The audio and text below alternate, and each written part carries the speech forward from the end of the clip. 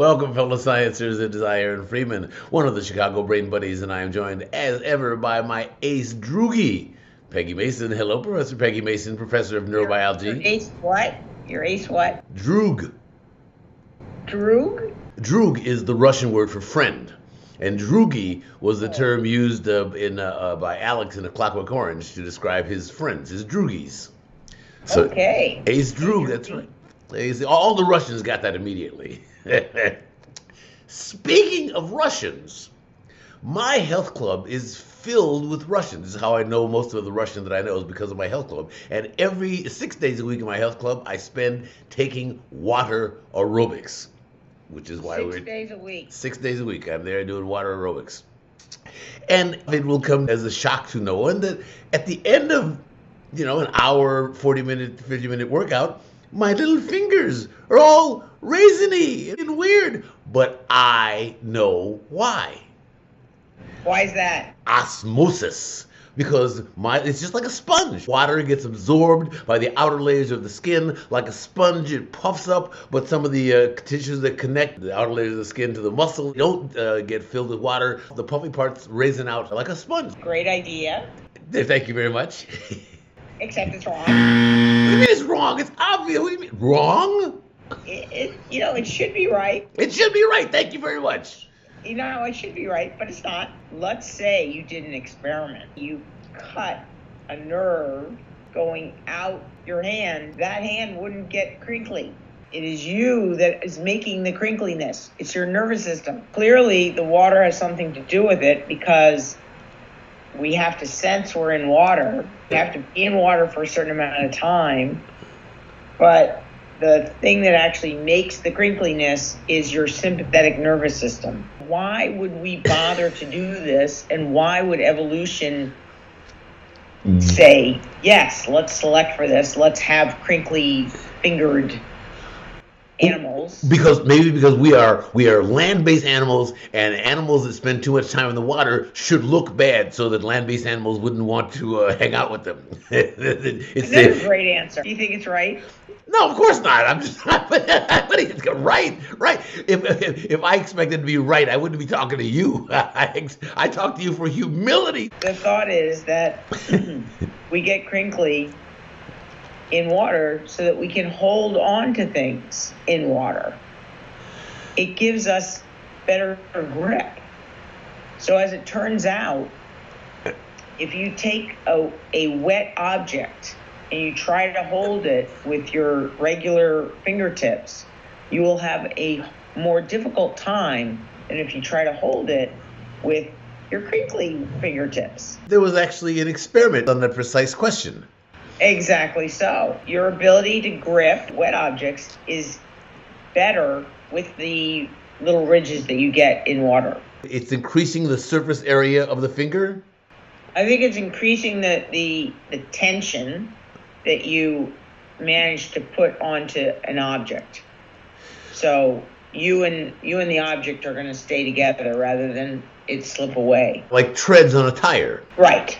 The skin is so important that your sensory nerves are joining the sympathetic nervous system to fashion the skin. Now when you say sympathetic, you mean as opposed to parasympathetic? The parasympathetic nervous system comes out of the brainstem.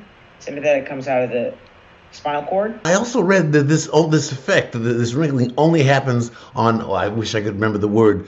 Glabrous. This is my favorite new word, glabrous skin. What is glabrous skin?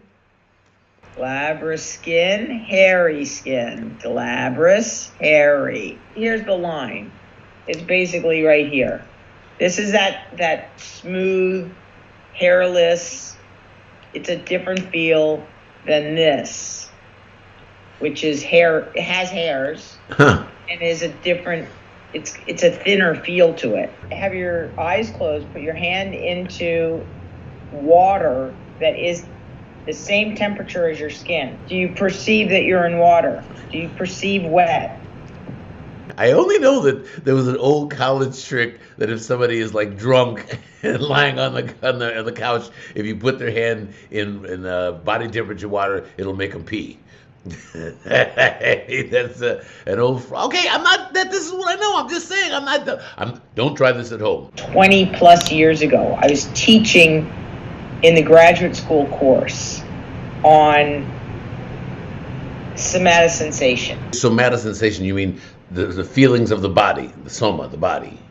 Those feelings of the body, which are Okay. touch and pain and temperature and vibration and proprioception. Okay. And I was saying to the students that there are dedicated sensory neurons for each one of these. So touch has its own sensory neurons, Right. Vibration has a different set of sensory neurons, and I'm going on and on about this. And one of the students, and her name was Christine Skochilis, she raises her hand and she says, well, how do you feel wetness? And oh, what a great question. And it was one of my favorite questions. And I went and I said, I don't know. And then I left class and I went back and I went down this incredible rabbit hole to find out how you sense wetness. What it turns out is that wetness is a compound sensation. So it depends on touch plus cold. So if you don't have cold, you don't get wet. I spend way too much time doing water aerobics. When though there's a big difference between the air temperature and the water temperature, then I can tell very easily. I know exactly where I'm at. If you put a gloved hand into cold water, it still feels wet. Now, if you put a still hand into water that is not different from what your hand's at, you won't sense wet. Huh. And even if you move it around, you really won't sense wet unless it's cold. I dry my clothes by, I hang them to dry. You live in an apartment in Hyde Park. How do you hang your clothes? Where do you hang them? I bought at a few secondhand stores the old apartment clothes hangers. Oh my goodness, I know those. Yeah. When they're dry, but they're cold because I don't put the heat on in my apartment. If I touch them, it's very difficult to know if they're wet or not. If I put on a wet set of swim trunks, right, if they're wet, once my body heats them up, it no longer feels wet. You have to have cold. It Cold. really doesn't do it with hot. If you touch hot liquid, what you feel is hot. You don't feel wet. So here's an experiment. And if there's somebody out there listening that wants to dedicate, an abnormal amount of time to this, you put one finger in cold water. Okay. And you put one finger in water that is the temperature of your finger. Okay. In one case, in this case, in the cold water, it feels cold. In this case, you don't feel wet. It feels wet. In this case, you don't feel any wet. Right. And now you keep them there without moving for enough time until this one starts to crinkle. Okay. And prediction would be that if wetness is the stimulus that it takes to get the crinkly, this one shouldn't crinkle. Don't know what that experiment would show.